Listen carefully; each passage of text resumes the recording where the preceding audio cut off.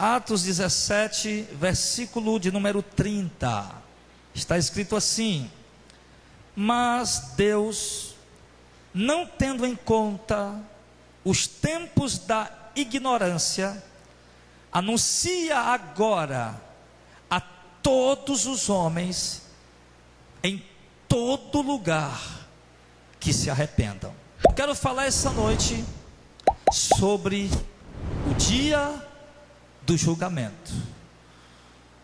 O texto começa dizendo para nós o seguinte: que Deus, o Todo-Poderoso, que tem o poder de pegar uma vida e jogar no inferno, esse Deus, Ele não levou em conta os tempos da ignorância. E quando foi o tempo da ignorância? O tempo da ignorância, irmão, não é antes da pessoa se converter, não. O tempo da ignorância é antes da pessoa ouvir o que é certo e o que é errado, independente dela estar convertida ou não. Às vezes a gente acha, não, o cara estava no mundo, era o tempo da ignorância. Não. O tempo da ignorância é antes de você saber o que é certo e o que é errado. Exemplo: haviam dois amigos que pescavam sempre numa propriedade, num açude. E eles iam, pulavam a cerca e iam pescar. Todo dia eles faziam isso. Só que um dia, eles já estavam acostumados, tranquilos. Mas um dia, ao chegar na cerca, para pular a cerca, para ir pescar, eles se deparam com uma placa. E essa placa estava escrito o quê? Proibido pescar. E um deles questiona e diz: essa placa não estava aí ontem? A gente pesca aqui há meses e essa placa nunca esteve aí. Eu vou entrar. O outro disse: não, vamos voltar. Não, mas a gente costuma vir todo dia. Sim, todo dia. Mas hoje tem uma placa dizendo proibido pescar. Então a gente tem que voltar, tem que ir embora. E o outro disse: não, eu vou entrar. Eu venho todo dia, eu estou acostumado a vir todo dia, eu vou. E o outro disse: então vá, eu vou voltar. Então um amigo volta e o outro pula a cerca e vai. E de repente o dono da propriedade liga para a polícia e diz: a minha propriedade está sendo violada. Uma pessoa pulou a cerca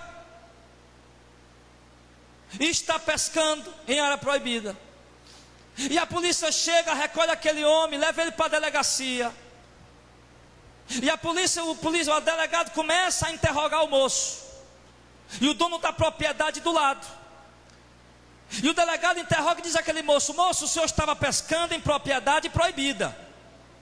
E o moço diz: não, mas eu pesco lá há meses. E o delegado diz: sim, mas aquela placa foi colocada ontem. Há meses você pescava em propriedade proibida, mas você não sabia. Mas ontem tinha a placa proibido pescar, e mesmo assim você infringiu. Então você não é inocente, você é culpado. E aquele moço teve que ficar preso e depois pagar uma fiança para poder sair. Por quê? Nos dias anteriores a placa ser colocada, ele era inocente, porque ele não sabia se era proibido ou não, não havia nada avisando. Mas no dia em que ele resolveu pescar, sabendo que era proibido, então ele deixou de ser inocente, mesmo continuando pescando no pecado, pescando no erro. Então, do mesmo jeito, querido, é o tempo da ignorância diante de Deus. O tempo da ignorância, irmão, ele deixou de ser tempo da ignorância desde o dia que o evangelho está sendo pregado. O evangelho começou sendo pregado por Jesus, depois pelos seus 12, depois pelos 70, depois por toda a igreja, e tem se estendido até hoje, 2000 anos depois. Então, no primeiro dia que o evangelho começou sendo pregado, a primeira vez que você ouviu a pregação do evangelho, independente da idade que você tinha, se você já tinha a idade da razão, 12 anos, 13 anos, 15 anos, 16 anos, 17 anos, naquele dia você deixou de ser inocente diante de Deus. Por quê? porque você ouviu o evangelho ser pregado. Então, amado, a Bíblia está dizendo que Deus não leva em conta o tempo em que você não tinha ouvido o evangelho ser pregado. Mas no tempo em que você ouviu o evangelho ser pregado, porque o texto diz que Deus não leva em conta o tempo da ignorância, mas agora, hoje, Ele anuncia a todos os homens, em todos os lugares, que devem se arrepender. Porque, irmão, eu vou lhe dizer uma coisa aqui, que todos os homens, pelo menos aqui no Brasil, com toda heresia que tem sendo pregada aí nas igrejas, mas todos os homens dessa nação já ouviram pelo menos uma vez alguém dizer: se arrependa do seu pecado e siga o evangelho. Então isso significa que nós não temos mais pessoas inocentes diante de Deus que nessa nação. Todos vocês que estão aqui já ouviram Deus dizer várias vezes, na rádio, aqui no culto, que você deve se arrepender do seu pecado. E quando o texto diz que Deus está dando a nós uma oportunidade, quando o texto diz que Deus está mandando o homem se arrepender dos seus pecados, o que é que o texto está dizendo? O texto está dizendo que Deus está dando uma chance para você. O texto diz que Deus está dando uma chance para nós. Quando Deus chega e diz: se arrependa do seu pecado. Se nós formos olhar, meus amados, o evangelho, o princípio da mensagem do evangelho fala de arrependimento. Se nós formos para o começo da pregação de João Batista, Mateus 3, verso 1, João Batista está pregando e dizendo ao povo: se arrependam, porque o reino de Deus está próximo. Se você for lá para Mateus capítulo 4, lá pelo verso 17, você vai ouvir Jesus dizendo, depois que João Batista foi preso, e Jesus começa o ministério dele, e Jesus começa dizendo o quê? Se arrependam, porque o reino de Deus está próximo. Se nós formos para Atos dos Apóstolos, capítulo de número 10, a partir do versículo 1, o versículo 5, ele começa a falar isso. Ele envia os 12, e ele manda que os 12 vá em todas as cidades e aldeias e diga ao povo que se arrependa, porque o reino de Deus está chegando. Depois em Lucas capítulo 10, Jesus envia agora 70, de 2 em 2. E Jesus envia os 70 e diz aos 70 que eles devem ir às cidades e povoados e aldeias, dizer ao povo que o povo se arrependa. Jesus morre, ressuscita, e lá em Atos dos Apóstolos, capítulo 2, no verso 38, nós vemos ali o primeiro sermão do apóstolo Pedro. E no primeiro sermão do apóstolo Pedro, de cara, sem Jesus estar ali, ele diz logo para o povo o quê? Se arrependam, para que sejam perdoados os seus pecados, porque o reino de Deus está chegando. Então o que é que nós vemos o quê? Que Deus está dando uma oportunidade ao homem, mandando que o homem deve se arrepender. E tem um texto que eu quero que você leia comigo, que está em Atos 3 e 19, Atos 3 e 19, que foi o segundo sermão de Pedro. E Pedro diz, pregando o seu segundo sermão, lá no templo, não oferece milagre, nem cura, nem libertação, apesar de ele já ter curado um homem aleijado. Pedro diz no verso 19, diz: arrependam-se, pois, e convertam-se, para que sejam apagados os vossos pecados. Amém. A parte A do versículo. Então o que é que Pedro está dizendo agora para aquele povo que ali está? Se arrependam e se convertam, para que os pecados de vocês sejam apagados. Então entenda uma coisa: quando a Bíblia diz que Deus não leva em conta o tempo da ignorância, mas manda agora que os homens em todo lugar se arrependam, o que é que ele está dizendo? Que você que está no pecado, você deve abandonar, primeiro, você deve reconhecer que está em pecado. Você deve sentir tristeza porque está em pecado. Você deve sentir angústia porque está em pecado. E em seguida, após sentir tristeza e angústia porque está em pecado, você deve se converter. Agora ele fala de conversão, que se refere a convergir, a mudar o rumo, a mudar a direção. Exemplo, estou descendo da Mozar Lucena, vou convergir à esquerda na rua 9. Então pronto, quando eu convergi à esquerda na rua 9, eu mudei o caminho. Você está andando no caminho das trevas, no caminho da perdição, no caminho da condenação. Agora, ao ouvir o Evangelho de Cristo, você vai se arrepender e você vai convergir o seu caminho para o caminho da luz, o caminho da vida, o caminho do Evangelho. Você está andando numa estrada chamada caminho largo. Ao ouvir o Evangelho, você vai se entristecer pelo seu pecado e vai se converter agora, convergir para sair do caminho largo para entrar no caminho estreito. Vai sair do caminho que você satisfaz os desejos da carne para entrar no caminho para satisfazer a vontade de Deus. Vai sair do caminho em que você segue todo tipo de doutrina, desejo, vontade, religião, para seguir o caminho do Evangelho, da verdade, de Cristo, único e só, apenas. Então isso é arrependimento seguido de conversão. O arrependimento apenas por si, ele não poderá pagar o seu pecado. O texto é muito claro em dizer que preciso primeiro se arrepender e em seguida é preciso converter. Então, se arrepender, o jovem fez sexo com a namoradinha, estou arrependido, amanhã está lá de novo. Mas ele chora, meu Deus, que tristeza, que dor, eu pequei, fiz sexo com a minha namoradinha, mas amanhã está lá de novo. Ele se arrependeu, doeu, mas ele continuou fazendo. Isso não vai poder lhe salvar.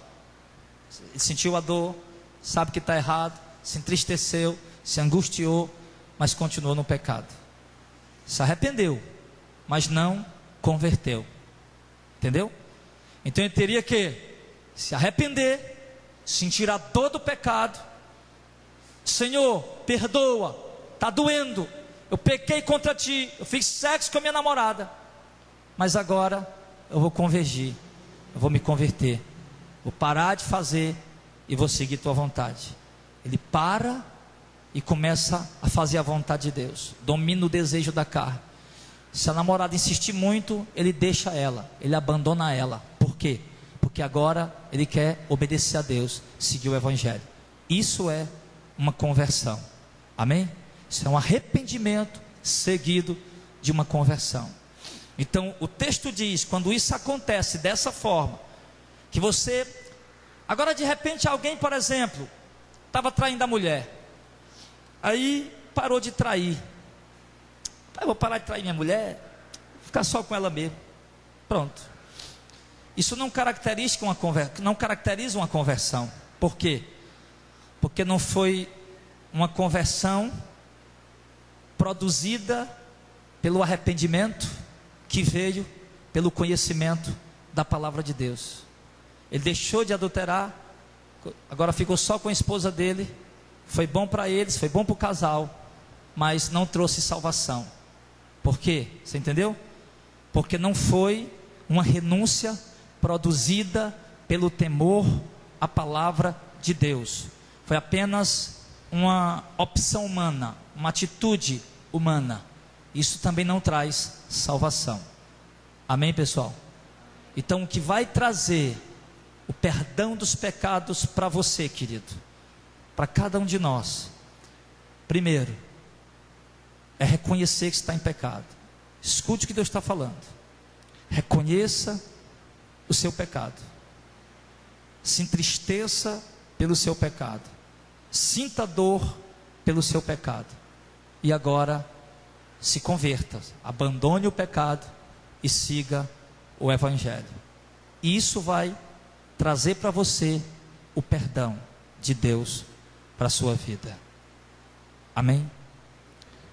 Nós temos que fazer isso todos os dias, porque todos os dias nós pecamos. Sempre que você pecar, você não pode sentir prazer porque pecou.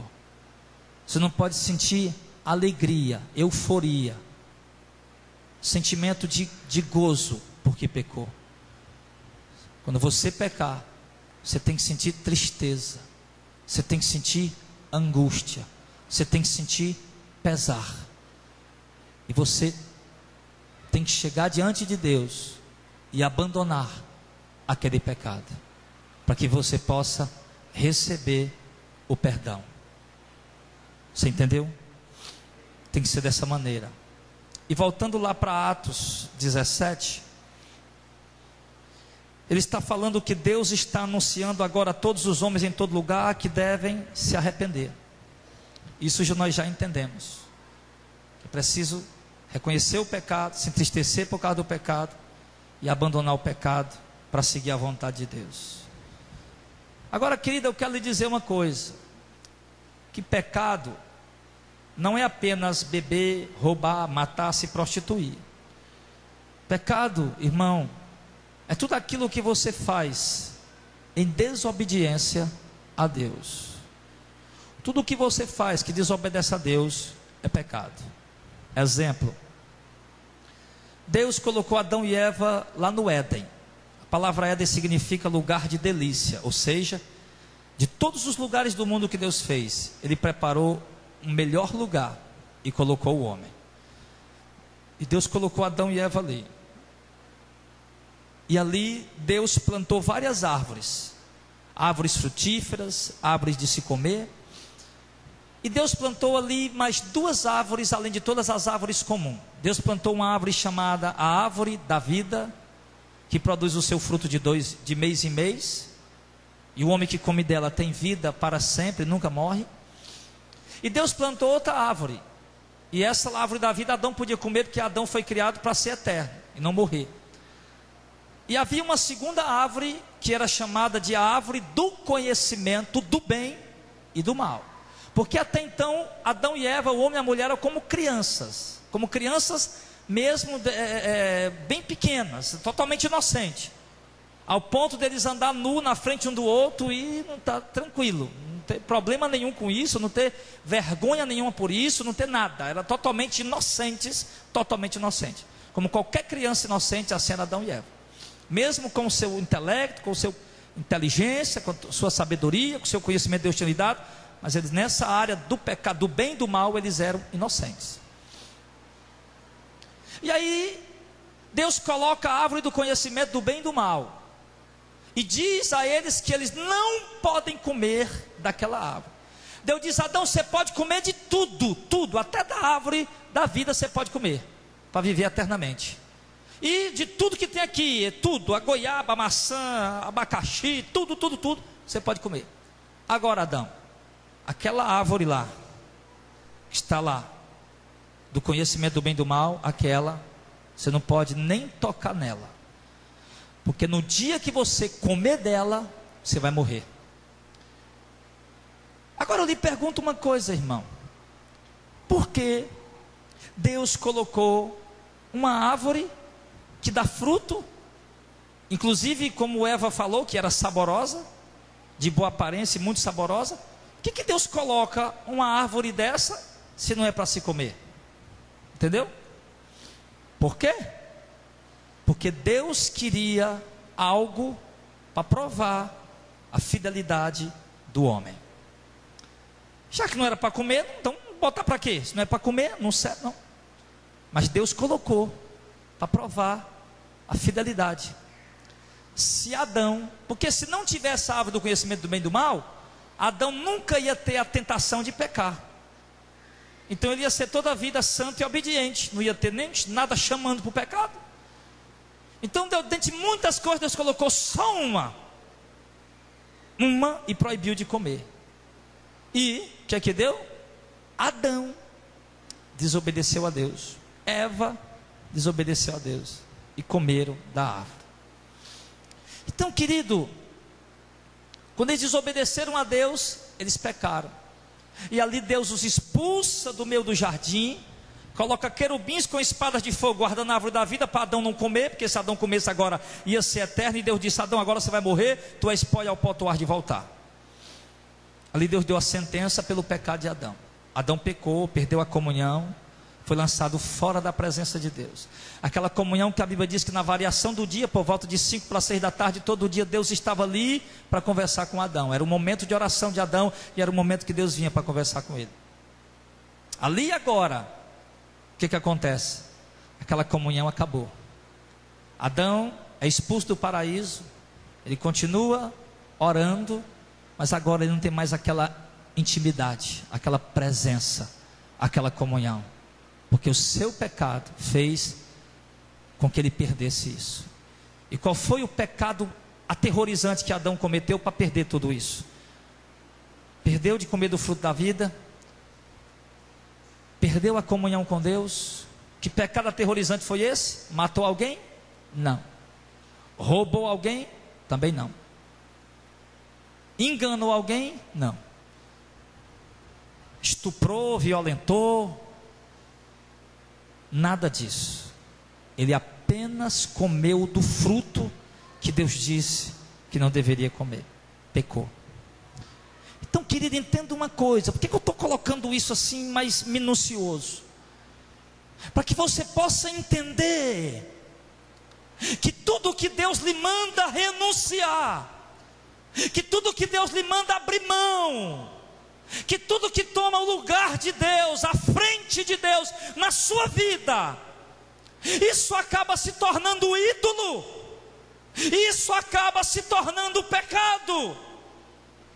Então muitos estão em pecado, não porque estão traindo as esposas, não porque estão mentindo, não porque estão matando alguém, mas porque estão deixando de obedecer uma ordem que Deus lhe deu pessoalmente para você cumprir, e você não está cumprindo.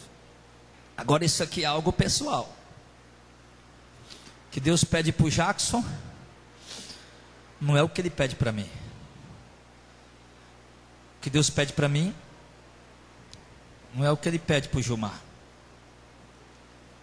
Para cada um de nós, Deus pede algo em particular. Para cada um de nós, Deus pede algo individual.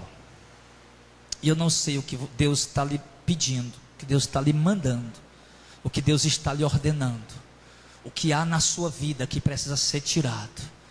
Mas você sabe nessa hora o que Deus está falando.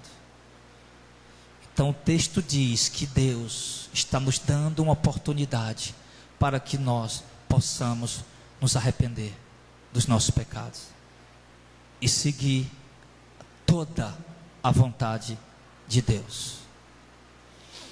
E por que, pastor, eu tenho que me arrepender? Eu me lembro, irmão, antes de entrar no porquê se arrepender, eu me lembro de Moisés. Deus estava dizendo: Moisés, a sarça, Moisés estava lá pastoreando a sarça, que é uma planta lá do deserto, e ela começou a pegar fogo. Só que Moisés olhou de longe e disse: rapaz, aquela árvore está pegando fogo e ela não se consome, continua inteira, que maravilha é essa? Chega perto para ver, porque Deus sabe como chamar a atenção do homem para falar com ele. E ali Moisés vai lá para ver, e quando Moisés chega, ele escuta uma voz em algum lugar e não sabe de onde: Moisés, tira a sandália dos pés, que esse lugar é santo. Moisés tira ali. Quem está falando? Eu sou o Deus dos teus pais. Moisés já cai de joelho com a cara no chão. Sim, Senhor, pois não. Se eu tenho visto o clamor do meu povo lá no Egito, eu tenho visto a brutalidade dos seus exatores, e eu quero livrar eles. Que bom, Senhor, eu escolhi você. E Moisés disse: eu, Senhor? Sim, mas Senhor, eu não sei falar. Moisés, eu fiz o homem, eu faço mudo, eu faço o que fala. Sim, Senhor, mas manda outro. Moisés, Senhor, e quando chegar lá, o que é que eu vou dizer? Diga que o grande eu sou me enviou. Sim, Senhor, mas eles não vão acreditar em mim. Moisés, o que é que tu tem na mão? Uma vara, pois joga no chão, pá, uma cobra. Moisés fugiu, pega no rabo. Moisés pegou, transformou em vara de novo. Agora Moisés maravilhado, agora enfia a mão dentro da roupa. Moisés enfiou, tira. Moisés, leprosa, branca como a neve. Moisés, coloca de novo, ele coloca, tira, tirou, curada. Oh Senhor, que maravilha. Pois é, Moisés, pois vá tirar o meu povo. Ele diz, não Senhor, mas manda outro. E a Bíblia diz que naquele momento a ira de Deus se acendeu contra Moisés. Por quê?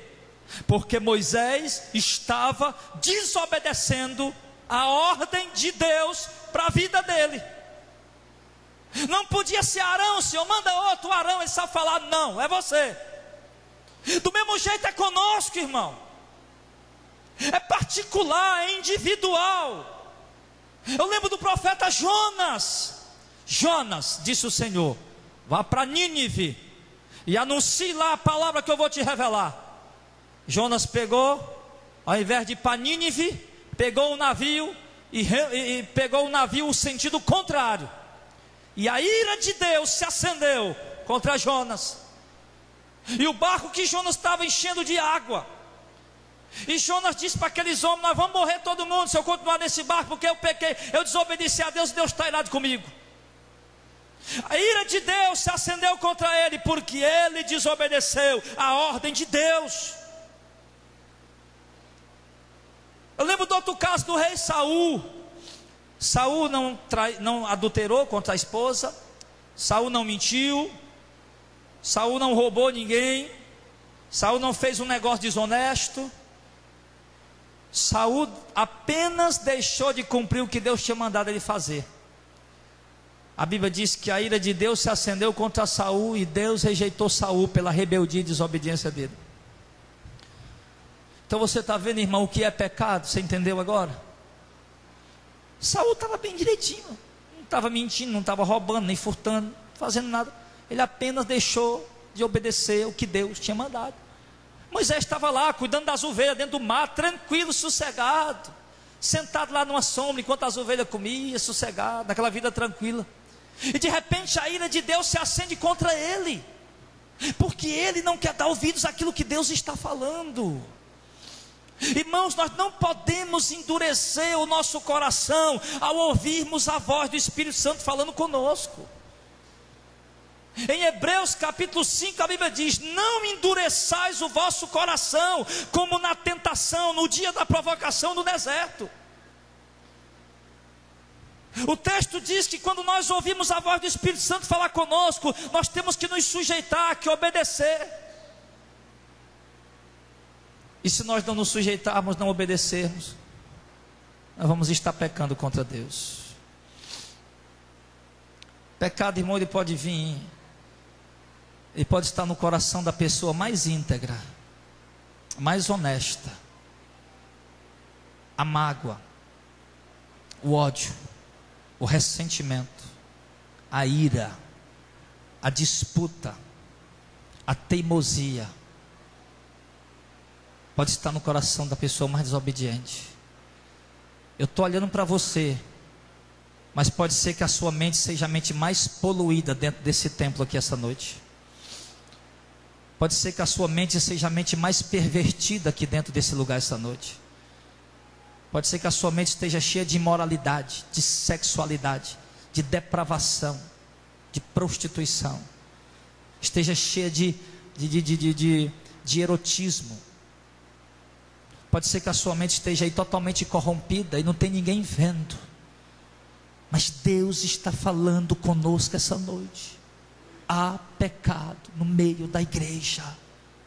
Há pecado no coração de muitos.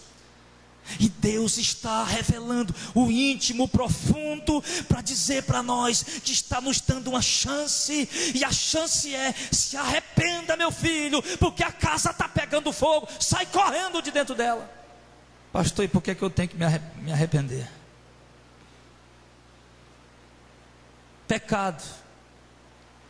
esposa insubmissa ao marido, pecado. O que a Bíblia diz para as mulheres? Sejam submissas a vossos maridos. Há na igreja muitas mulheres insubmissas, linguarudas, faladeiras, agressivas, violentas com seus esposos. Mulher insubmissa, você está pecando contra Deus. É a minha natureza, não quero saber, está pecando contra Deus. Marido que não ama a esposa, que não cuida dela, que não zela por ela, que não dá carinho a ela, que despreza a esposa, que é bruto, ignorante, que trata mal, está em pecado. Porque a Bíblia diz para o marido amar sua esposa, zelar por ela, cuidar dela, como Cristo cuida da igreja. Já pensou? Se todo marido aqui começasse a cuidar da mulher como Cristo cuida da igreja, aí a mulher ia começar a amar ele como a igreja ama Cristo. Não era bom? Então, você reclama que tem uma mulher insubmissa? Trate ela com amor e carinho. Você vai ter uma mulher que lhe ama, que lhe é sujeita, que lhe obedece. Você reclama que tem um marido grosso, ignorante, bruto? Seja submissa a ele, seja obediente a ele. Não seja linguaruda, agressiva. Aí você vai ter um marido que lhe ama, que cuida de você, que zela por você. Filhos desobedientes, jovens rebeldes, que mentem para os seus pais, que desobedecem os seus pais, que na frente dos pais são bonzinhos, santinhos, mas que nas costas dos pais mentem, fazem coisas erradas, coisas terríveis, estão em pecado, estão em rebeldia diante de Deus. Por quê? A Bíblia diz que os filhos devem se submeter aos seus pais, ser obedientes aos seus pais. Pecado, pecado. E você precisa se arrepender. Nós que já somos até adultos, a Bíblia diz: se alguém não cuida dos seus e da sua própria casa, negou a fé e é pior que o infiel. Nós temos que cuidar dos nossos, da nossa própria casa, dos nossos pais. Às vezes nós damos assistência a todo mundo. Às vezes a gente é ativo para correr com o irmão para o hospital. A gente é ativo para socorrer um amigo, um irmão da igreja. A gente é ativo para fazer muita coisa. Mas é quando é para um familiar, aí a coisa muda, aí a coisa é diferente. Estamos errados, pecado, desobediente, rebeldia, insubmissão. Que a palavra de Deus nos manda cuidar dos nossos. Amém, igreja? Então você percebeu que o pecado não é só mentir, prostituir? Você percebeu isso?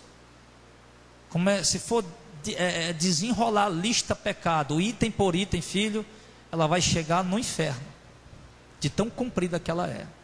Então, amado,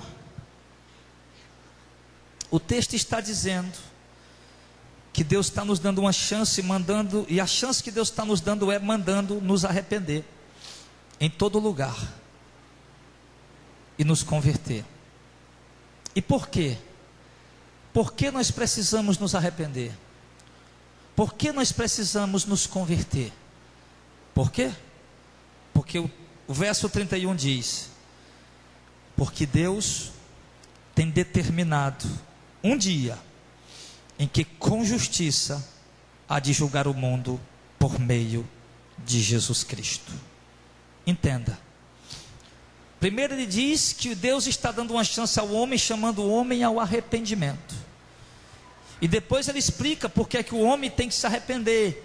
Por que é que você tem que se arrepender e se converter? Porque Deus já marcou o dia do teu julgamento. Porque o dia que você vai se apresentar diante de Deus para ser julgado, já está marcado. E se você chegar diante de Deus nesse dia para ser julgado sem se arrepender, você vai ser jogado vivo no lago de fogo e enxofre. É como se Jesus estivesse dizendo: se arrependam, porque o reino de Deus chegou. E se vocês não se arrependerem, vocês não podem entrar nele. É isso que ele está falando. É como se Pedro estivesse dizendo para aquele povo lá em Atos 2 e Atos 3: se arrependam, porque o reino de Deus já chegou. Se vocês não se arrependerem, vocês não vão poder entrar nele. Então Jesus, amado, está dizendo que nós precisamos nos arrepender e nos converter, ou seja, sentir tristeza pelo pecado e abandonar o pecado, porque Deus já marcou o dia que vai nos julgar. E se você chegar diante de Deus para ser julgado sem ter se arrependido, você vai ser condenado. É isso que o texto está falando. Já pensou? Você pensa que vai ter tantos dias pela frente ainda, aí você morre hoje à noite em pecado que você está? Já pensou? Você pensa que vai ter tantas semanas ainda, tantos meses pela frente, aí você morre em pecado? Aí como é que vai ficar? Você morre na prática do pecado, vivendo em pecado, enlaçado pelo pecado, dominado pelo pecado. Como é que vai ficar a tua situação diante de Deus? Deus está nos dando uma chance, igreja. Mensagem de arrependimento não é só para as prostitutas, não é só para os drogados, para os viciados. Mensagem de arrependimento cabe muito bem dentro da igreja, sabendo que há muitos dentre nós que não têm vivido o evangelho que têm aprendido. Há muitos insubordinados, insubmissos, há muitos inconsequentes, desviados dentro da igreja e que precisam se arrepender para poder ser salvo. Porque o Senhor está dizendo que Ele já julgou, determinou um dia em que com justiça vai julgar o mundo. Então, lá em 2 Coríntios 5 e verso 10, o texto diz: todos devemos comparecer perante o tribunal de Cristo, para que cada um receba o que tiver feito por meio do corpo, ou bem ou mal. Você entendeu o que eu falei? Aliás, você entendeu o que eu recitei da Bíblia? Quantos vão ter que comparecer perante o tribunal de Cristo? Todos. Quando o texto diz que todos, o texto está se referindo, irmão, que todo ser humano que já pisou nessa terra, desde Adão, que foi o primeiro homem, até o último homem, de todos os bilhões de habitantes que já passaram nessa terra, todos deverão comparecer perante o tribunal de Jesus Cristo. Para quê? 2 Coríntios 5,10: para que cada um seja julgado de acordo com as suas obras, de acordo com aquilo que fez, com aquilo que vive, com aquilo que pratica. Está dizendo isso. Então, quando ele diz que todos devemos comparecer perante o tribunal de Cristo, Paulo inclui até ele. Devemos. Ele está falando que eu também vou estar lá. Vamos estar perante o tribunal de Cristo para ser julgado. Então, se você já sabia isso aqui, é para refrescar a sua memória. Então você sabia, não é? Mas porém, mesmo sabendo, alguns não criam e não temiam. Por quê? Porque mesmo sabendo, continuava em pecado. Mesmo sabendo, continuava em pecado. E como é que vai ser esse julgamento? O julgamento do grande trono branco. Mateus 25, a partir do verso 31, diz: quando o Senhor Jesus vier dos céus, com os anjos do seu poder, Ele reunirá todas as nações diante dele, e separará uns dos outros, como o pastor separa as ovelhas dos bodes, e colocará os bodes à sua esquerda e as ovelhas à sua direita. É assim que vai ser o julgamento. Os bodes desobedientes à esquerda, ovelhas, os obedientes à direita. E foram obedientes, vão ouvir dos lábios do próprio Jesus, está lá, Mateus 25, a partir do verso 31. Venham, benditos de meu Pai, e tomem posse do reino que eu preparei para vocês desde a fundação do mundo. Então você vai dar um sorriso tremendo e vai entrar na presença do Senhor, no reino que Ele preparou para a igreja. Vai ser revestido de glória, receber uma coroa na cabeça, vai receber uma pedrinha branca com seu novo nome, e vai entrar naquele lugar eterno para nunca mais sair, e vai viver e reinar com Cristo por toda a eternidade. Longe de todos os problemas, de todas as angústias, tristeza, privações, provações e necessidades, de todas as lutas e tentações, longe de tudo ruim, estará lá com o Senhor, vendo o rosto de Cristo e o rosto de Deus, andando em ruas de ouro, entrando pelas portas de pérola e habitando com o Senhor, comendo do fruto da árvore da vida que está plantado no meio do jardim de Deus, que Adão perdeu o privilégio, Deus deu a graça para a sua igreja. Só, meu querido, que essas pessoas nesse dia vão receber essa herança, essa recompensa, mas antes desse tempo elas vão ter que primeiro sofrer para obedecer o Senhor. Não é bem pagar o preço, porque o preço foi pago por Cristo. Você vai ter que sofrer, vai ter que ser rejeitado, vai ter que ser escarnecido, vai ter que ser zombado, mas permanecendo fiel. Aí o Senhor vai vendo tua fidelidade. Aí naquele dia você vai receber o alívio de entrar na eternidade com o Senhor. Mas ao desobediente, em Mateus 25:41, o Senhor vai dizer: apartem-se de mim, malditos. O próprio Jesus vai falar isso. Apartem-se de mim, malditos, para o fogo eterno preparado para o diabo e os seus anjos. Fechou, selou, acabou. Gente boa, gente honesta, crente, evangélico, pastor, bispo, obreiro, presbítero, apóstolo, missionário, que não obedeceram, que não se submeteram, que não se sujeitaram à vontade de Deus, estarão sendo jogados naquele dia junto com os traficantes, com os bandidos e com todos os malfeitores que não se arrependerem, dentro do lago de fogo e enxofre, e sofrerão a pena do fogo do inferno, do fogo eterno. Será assim o julgamento, e nós inevitavelmente vamos estar lá. Agora, tudo vai depender da sua obediência ao Evangelho ou da sua desobediência ao Evangelho. A sua sentença de salvação ou de condenação só vai depender se você se arrependeu e obedeceu a Deus, ou se você continuou na desobediência. Eu sou uma pessoa boa, eu não preciso mudar, eu sou uma pessoa boa. Eu não sigo o Evangelho, mas eu também não faço mal a ninguém. Vai para o inferno, vai ser condenado, porque ninguém é salvo porque é bom.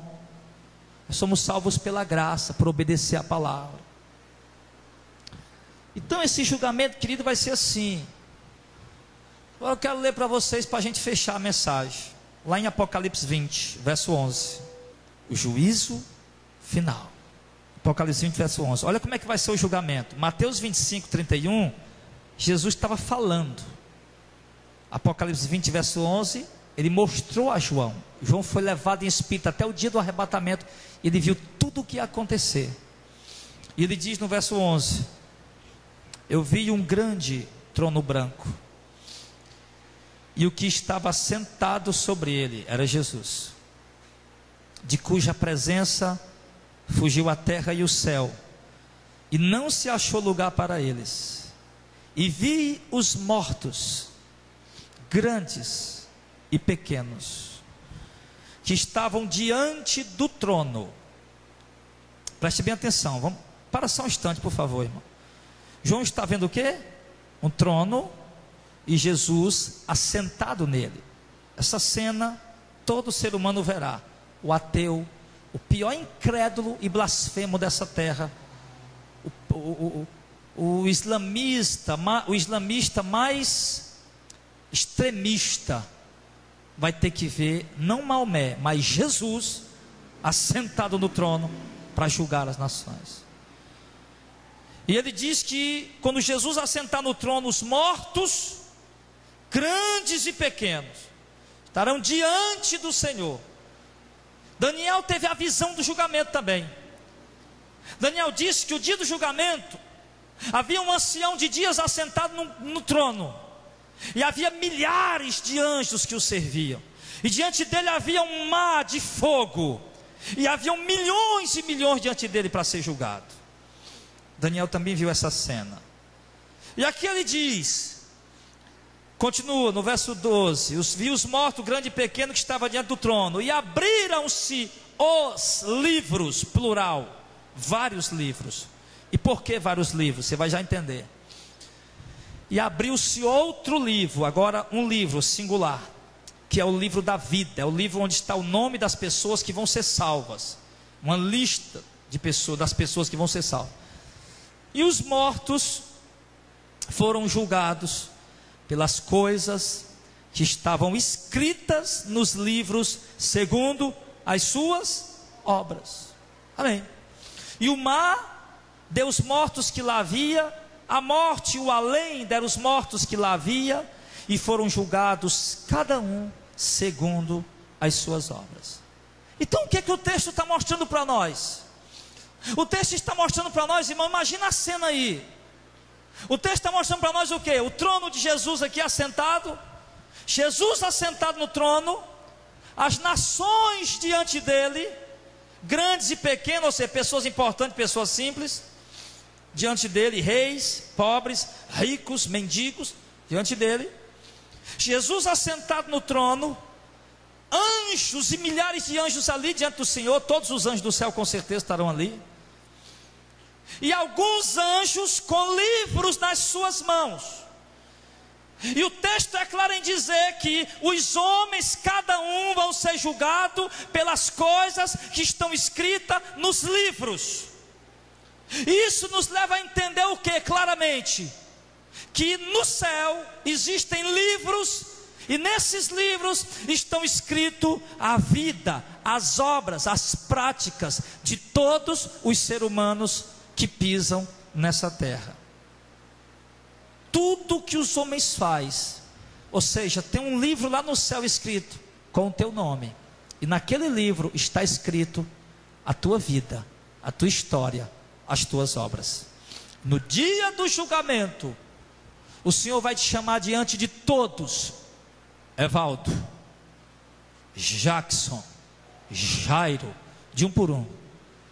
E quando você chegar aqui, o Jackson chegou, o anjo vai abrir o livro da vida do Jairo, do Jackson, e vai ler diante de todo mundo que está ali a vida dele, até o que as pessoas não conheciam, porque está escrito: não há nada em oculto que não venha a ser revelado, não há nada venha a ser escondido que não venha a ser trazido à luz. Está escrito que as obras dos homens se manifestam, algumas se manifestam de imediato, outras se manifestam depois, mas todas se manifestarão. Então no dia do julgamento o Senhor vai lhe chamar e vai ler o livro da sua vida.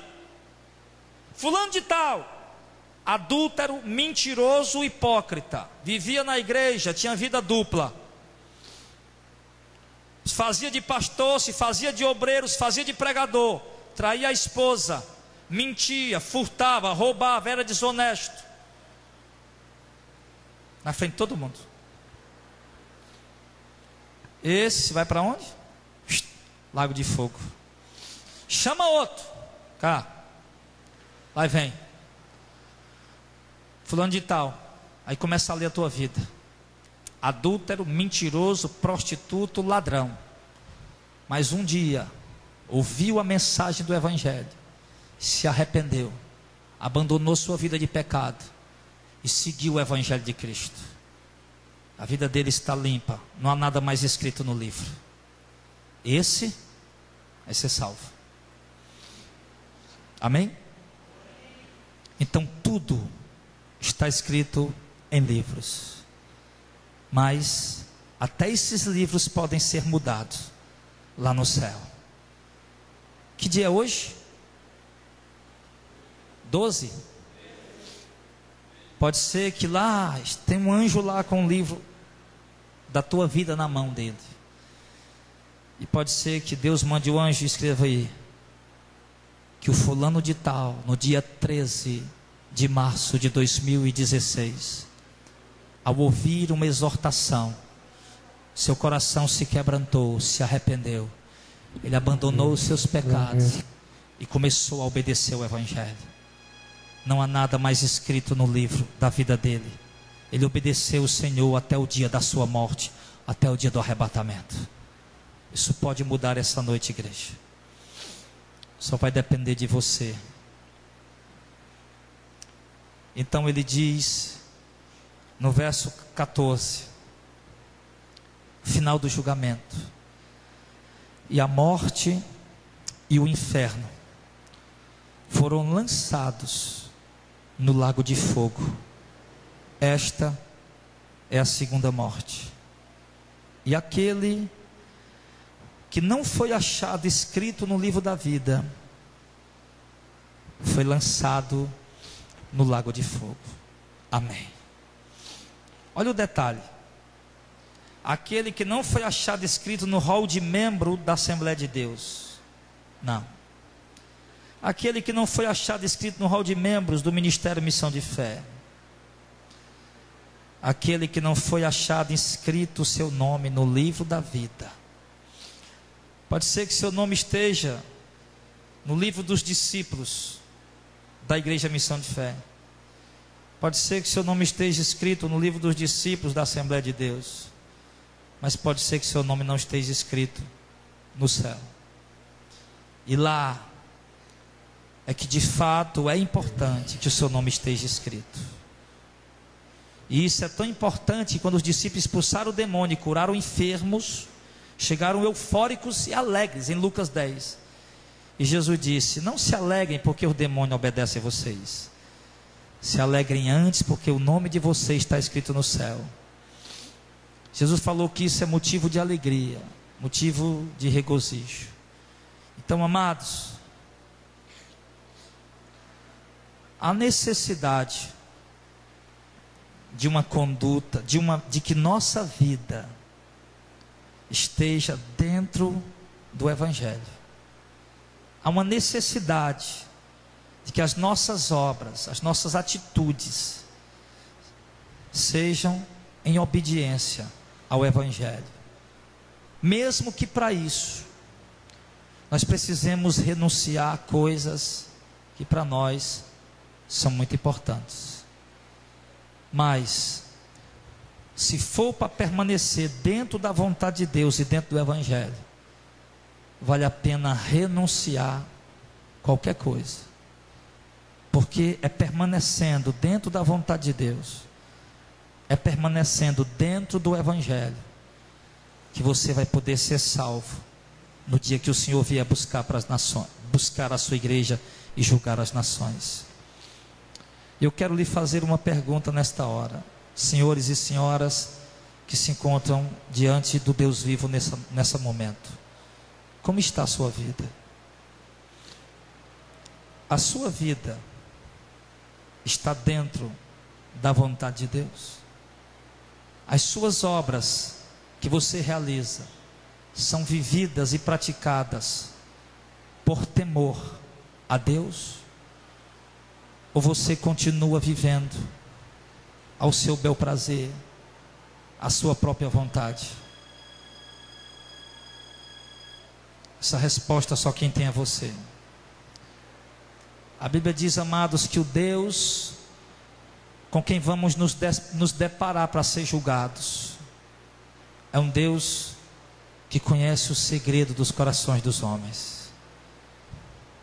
A Bíblia diz que o Deus com quem nós vamos nos deparar para ser julgados é um Deus cujos seus olhos nada pode se esconder dele. Em Hebreus a Bíblia diz que todas as coisas estão nuas e descobertas diante dos olhos daquele com quem nós vamos prestar conta. Saia daqui essa noite sabendo de uma coisa: que tudo o que você faz, Deus está vendo. Jesus disse à igreja de Tiatira, em Apocalipse capítulo 3, eu sou aquele que sonda as mentes e os corações, e darei a cada um segundo as suas obras. Então, amado, olhe para dentro de você, reveja como está a sua vida, a sua conduta, o seu comportamento. O que precisar mudar, mude. É um conselho de amigo, porque a palavra de Deus nos adverte esta noite. Agora é um conselho de amigo que eu estou lhe dando. A exortação já foi dada, já foi entregue. Agora eu estou lhe dando um conselho de amigo. Veja na sua vida o que precisa ser tirado e tire. Veja na sua vida o que precisa ser melhorado e melhore. Veja na sua vida o que você está deixando de viver que agradaria a Deus e viva.